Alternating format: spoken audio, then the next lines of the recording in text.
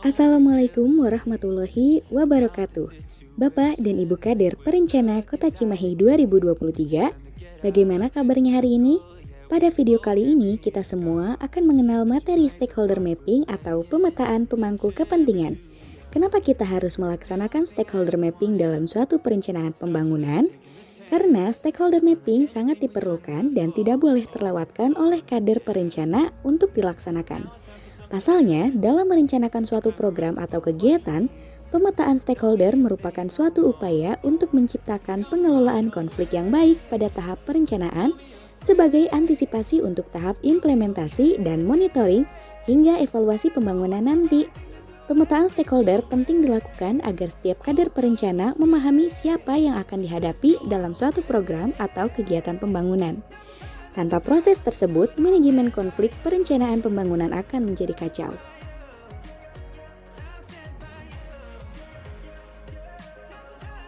Lalu, apa itu stakeholder mapping? Bapak dan Ibu Kader Perencana, stakeholder mapping secara sederhana dapat diartikan sebagai proses memetakan pemangku kepentingan atau pihak-pihak yang memiliki berpengaruh dalam suatu program, atau yang akan terpengaruh oleh suatu program atau kegiatan. Stakeholder mapping akan memudahkan Bapak dan Ibu Kader melakukan analisis atau tindakan lanjutan terhadap peran berbagai pihak dalam program yang telah Bapak Ibu rencanakan. Stakeholder mapping merupakan instrumen yang sangat penting untuk memahami konteks sosial dan kelembagaan dari suatu kebijakan, program, proyek, atau suatu kegiatan.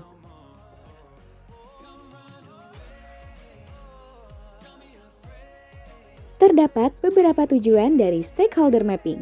1. Mengidentifikasi gambaran stakeholder pada program atau kegiatan yang kita rencanakan. 2. Mengidentifikasi potensi konflik yang mungkin akan dihadapi. 3. Memetakan struktur hubungan stakeholder sehingga dapat dijadikan pertimbangan penyusunan kerjasama dengan stakeholder tersebut. Serta yang keempat, membantu merumuskan jenis partisipasi yang diharapkan dari stakeholder. Dengan dilakukannya stakeholder mapping, seorang kader perencana program dapat melihat permasalahan potensi konflik atau potensi masalah dan dapat menyelesaikan masalah tersebut dengan merangkul serta mencari solusi bersama. Caranya, dengan memanfaatkan rincian peta para pihak yang terpengaruh dan berpengaruh tersebut secara lebih rinci. Nah, selanjutnya, Bapak dan Ibu, penting bagi kita untuk memahami apa dan siapa stakeholder itu. Stakeholder adalah siapa saja pihak yang akan dipengaruhi oleh suatu program atau proyek atau kebijakan, baik secara positif maupun negatif. Semua pihak yang memberikan pengaruh terhadap program atau proyek atau kebijakan baik secara positif maupun negatif, individu, kelompok, dan lembaga apa saja yang perlu dilibatkan dalam kebijakan, program, atau proyek. Semua pihak yang memiliki potensi dan dapat dibangun kapasitasnya agar dapat berpartisipasi aktif dalam program atau proyek atau kebijakan.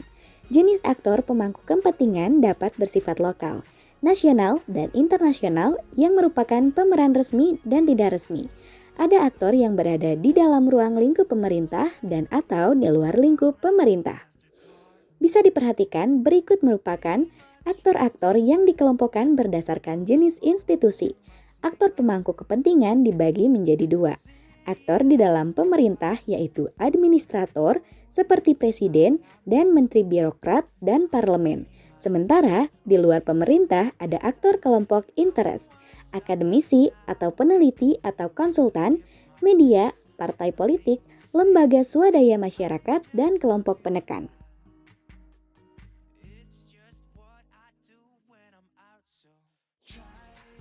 Bapak dan Ibu Kader Perencana, langsung saja kita bahas mengenai langkah-langkah dalam melakukan pemetaan pemangku kebijakan atau stakeholder mapping.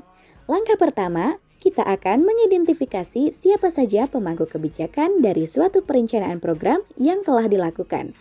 Identifikasi pemangku kebijakan dapat dimulai dari menjawab pertanyaan di bawah ini. 1. Siapa saja penerima manfaat yang potensial dari program yang telah Bapak dan Ibu rencanakan? 2. Apa muncul kelompok rentan dari diciptakannya program ini? Artinya, ada beberapa kelompok yang berpotensi paling besar untuk terkena pengaruh yang kurang menguntungkan dari program ini. Siapa sajakah mereka? 3. Siapa saja kelompok-kelompok yang kemungkinan mendukung program ini? 4. Siapa saja kelompok-kelompok yang kemungkinan menolak program ini? 5. Coba Bapak atau Ibu kemudian amati hubungan di antara para pihak yang baru saja diidentifikasi.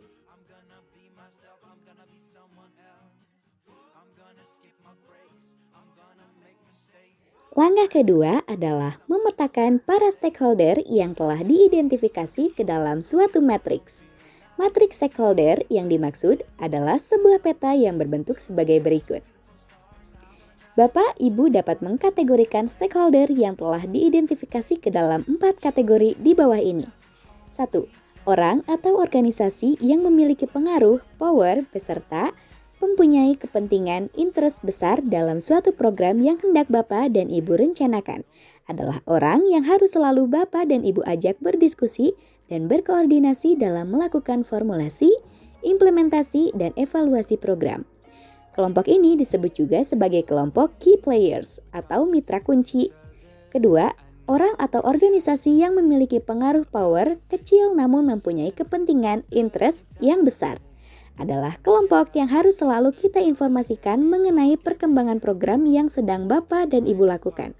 Mereka memiliki potensi yang besar apabila bergabung dalam suatu organisasi yang kuat untuk membentuk kelompok kepentingan yang bisa menekan berbagai pihak untuk mencapai perubahan yang Bapak dan Ibu inginkan.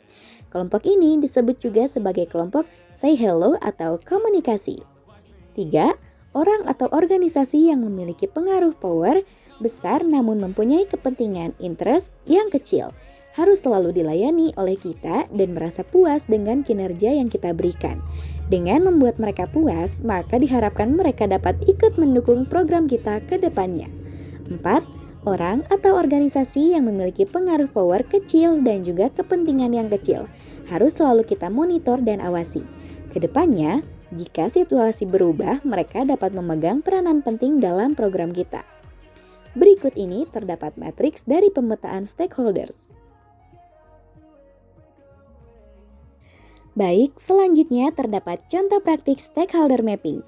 Sebelumnya, apakah Bapak dan Ibu Kader mengetahui program Smart Garden Puri Cipagaran Indah 1 Cimahi? Mungkin ada beberapa Bapak dan Ibu yang tahu dan belum mengetahuinya. Maka dari itu, ayo kita berkenalan secara singkat dengan Smart Garden PCI 1 Cimahi. Smart Garden merupakan konsep taman yang terkelola, asri, bersih, teduh, dan memiliki multifungsi bagi kesejahteraan masyarakat pada kesehatan, pendidikan, sosial budaya, pelestarian alam, dan perniagaan terbatas. Smart Garden adalah suatu inovasi model rekayasa sosial atau social engineering berbasis inovasi kolaborasi pentahelix, yaitu antara akademisi, dunia bisnis, komunitas, pemerintah, dan media massa yang dikenal dengan singkatan ABCGM, Academician, Business, Community, Government, and Media, dalam mengelola dan memecahkan konflik fasilitas umum Puri Cipagaran Indah 1 Cimahi yang bermasalah. Di sini kami sudah mencoba mengidentifikasi stakeholder atau pemangku kepentingan pada program Smart Garden di Puri Cipagaran Indah 1 Cimahi. Yang pertama, pemangku kepentingan pada kategori pemerintah pada program ini terdapat pemerintah, kecamatan, kelurahan, serta pemerintah kota Cimahi, Dinas Perpustakaan dan Kearsipan Daerah Provinsi Jawa Barat, Dinas Perdagangan Koperasi UKM dan Perindustrian Disdag Koperin Kota Cimahi, Dinas Lingkungan Hidup Kota Cimahi, Narkotika Nasional BNN dan DPRD Cimahi. Pada kategori akademisi terdapat akademisi, Universitas Pasundan, Universitas Islam Bandung, IKIP Siliwangi, NHI yang menginisiasi dan terlibat dalam program Smart Garden Cimahi. Dari kelompok bisnis terdapat Ikatan Saudagar Indonesia, Himpunan Pengusaha Muda Indonesia, HIPMI, dan pedagang lokal yang sudah tanda tangan mengenai komitmen formal. Untuk komunitas terdapat pengurus RW Karang Taruna Tokoh Masyarakat di Puri Cipagaran Indah Cimahi 1. Unsur keamanan yang terlibat pada program ini ada Bintara Pembina Desa, Babinsa, Babin Kamtibmas adalah Bayangkara Pembina Keamanan dan Ketertiban Masyarakat. Dan untuk kategori media terdapat TV Harmoni dan Harmoni Online Net, yang bekerja sama dan senantiasa mempublikasikan kegiatan atau program Smart Garden di Puri Cipageran Indah 1 Cimahi ini. Setelah melakukan identifikasi, masuklah kita pada tahap pengkategorian stakeholder ke dalam 4 kelompok. Dengan melihat identifikasi tersebut, maka kita dapat masukkan beberapa orang atau kelompok tersebut menjadi 1. Kategori stakeholder yang memiliki pengaruh power besar dan juga kepentingan interest yang besar terhadap program yang Bapak Ibu hendak rencanakan. Untuk kategori key players ini, stakeholder yang masuk adalah pengurus RW, Karang Taruna, pengurus Forum Puri Cipageran itu sendiri, kelompok akademisi, dan media mitra TV Harmoni. Selain itu, pihak Kelurahan Cipageran dan Kecamatan Cimahi Utara masuk ke dalam stakeholder yang memiliki pengaruh besar dan juga kepentingan yang besar. 2. Kategori stakeholder yang memiliki pengaruh power besar namun kepentingan interest yang kecil terhadap program yang Bapak Ibu hendak rencanakan. Untuk kategori keep satisfied adalah 2. Kategori stakeholder yang memiliki pengaruh power besar namun kepentingan interest yang kecil terhadap program yang Bapak Ibu hendak rencanakan. Unsur kategori keep satisfied ini, unsur seperti perusahaan yang dapat melakukan CSR dan juga pedagang yang punya pengaruh besar untuk menciptakan kebersihan dan kerapihan di Forum Puri Cipageran sangat penting. Pemerintah Kota Cimahi juga termasuk kelurahan dan kecamatan, Dispusipda Jabar, Disdag Koperin Kota Cimahi, DLHK Kota Cimahi, BNN dan DPRD Kota Cimahi, dan juga unsur keamanan militer masuk dalam kategori ini karena pada mulanya mungkin memiliki kepentingan yang kecil walaupun dapat memberikan pengaruh yang besar. 3. Kategori stakeholder yang memiliki pengaruh power kecil namun kepentingan interest yang besar terhadap program yang Bapak Ibu hendak rencanakan. Untuk kategori ini, masyarakat Puri Cipageran dan masyarakat Kota Cimahi secara umum akan sangat diuntungkan dari dilaksanakannya penataan pada Smart Garden PCA. 3. Kategori stakeholder yang memiliki pengaruh power kecil namun kepentingan interest yang besar terhadap program yang Bapak Ibu hendak rencanakan. Untuk kategori ini, masyarakat Puri Cipageran dan masyarakat Kota Cimahi secara umum akan sangat diuntungkan dari dilaksanakannya penataan pada Smart Garden PCI. Mereka harus selalu diinformasikan mengenai perkembangan di Smart Garden PCI agar bisa menjadi salah satu pengguna dan penggiat keberlanjutan Smart Garden. 4. Kategori stakeholder yang memiliki pengaruh power kecil dan juga kepentingan interest yang kecil terhadap program yang Bapak Ibu hendak rencanakan. Contoh kelompok yang masuk ke dalam kategori stakeholder ini adalah organisasi masyarakat yang tidak berada di Kota Cimahi dan tidak memiliki ketertarikan atas program Smart Garden Puri Cipageran Indah 1 Kota Cimahi ini. Sekian penjelasan mengenai materi stakeholder mapping. Semoga video ini dapat menjelaskan apa yang dimaksud dengan stakeholder mapping pada perencanaan pembangunan. Terima kasih. Wassalamualaikum warahmatullahi wabarakatuh.